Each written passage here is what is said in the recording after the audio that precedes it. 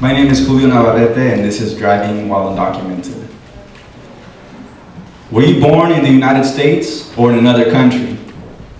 The officer's question echoes through my head as the blood rushes through my body like a runaway river.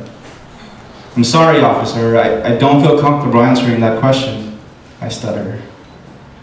Okay then, turn around and put your hands behind your back. You're under arrest. The officer reaches for his handcuffs.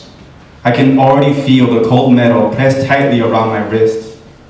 This cannot be happening. I always thought that if I were arrested, it would be for taking a stand. I had pictured brightly painted protest signs and a rush of adrenaline as I chanted for just immigration reform. Not this.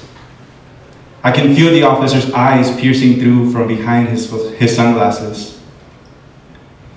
The 12-hour journey to my uncle's house in Idaho had started at 5 a.m. that morning. I nudged my mother awake to kiss her goodbye. As she made the sign of a cross over my face, she warned me not to forget my uncle's gift, a chili plant from our garden whose peppers could make a grown man cry. Hours went by driving through the Nevada desert. The sandy landscape reminded me of the white residue left on my skin after a long run. I felt excited to raid the pawn shops and arcades with my cousins in Idaho. I had just driven into Winnemucca, Nevada. Population, 7,000. When I spotted the patrol car camouflaged on the side of Interstate 80, like a lion amongst the bushes, waiting for the perfect moment to attack his prey. I stared in the rearview mirror to make sure that he didn't follow. I smiled as the distance between us stretched, but suddenly his sirens came to life. My heartbeat sped up as the patrol raced toward me at full speed. Before I knew it, he was right behind me. This can't be happening. I didn't do anything wrong, I thought to myself as I drove my car to the side of the road in disbelief. He has his handcuffs out now and lifts them as if to show me he's serious.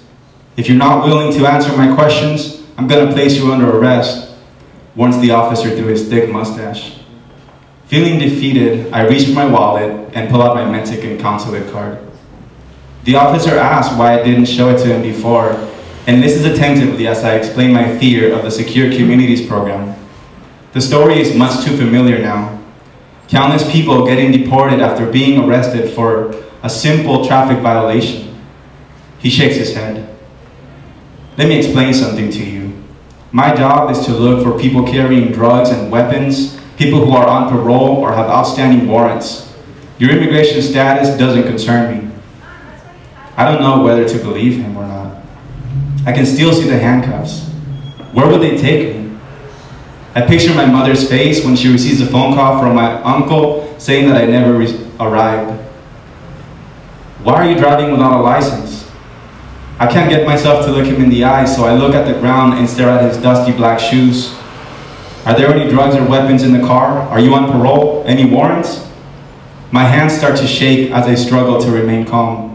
No, sir. No weapons or drugs. I'm not on parole, and I don't have any warrants. He explains that the reason he pulled me over is because I was driving in the left lane, which is only to be used when passing another vehicle. I apologized and tell him that I didn't know that. Maybe if you had a license, you would have known, he says. For the first time, I noticed the badge on the side of his arm. Humboldt County Sheriff. There's no way I'm getting out of this one.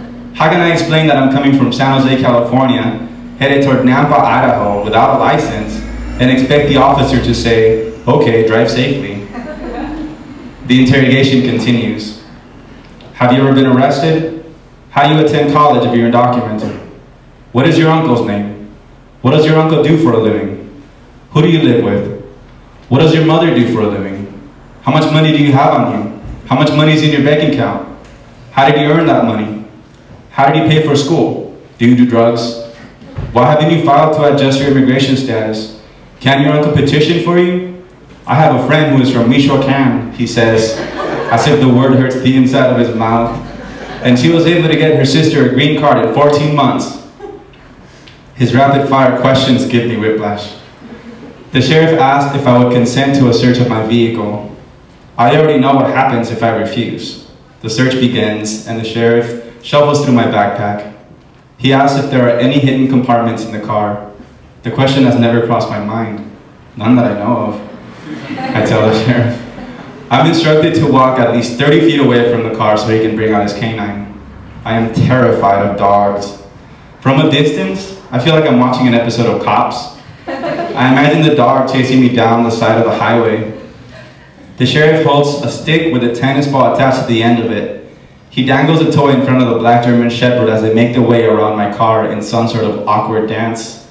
The car's going by slow down, trying to get a better glimpse. If you have a kilo of cocaine or a gun in your car, you're hiding it very well because my dog didn't find anything, he says with a smirk on his face. I'm not sure if I should laugh. The sheriff then suggests that I get a US government-issued ID. You should tell your uncle to help you get one from Washington. I couldn't believe that the man who was just about to arrest me for not answering a question was now suggesting that I commit fraud in the state of Washington. The sheriff returns my ID and says, "You're free to go. Drive safely." Thank you.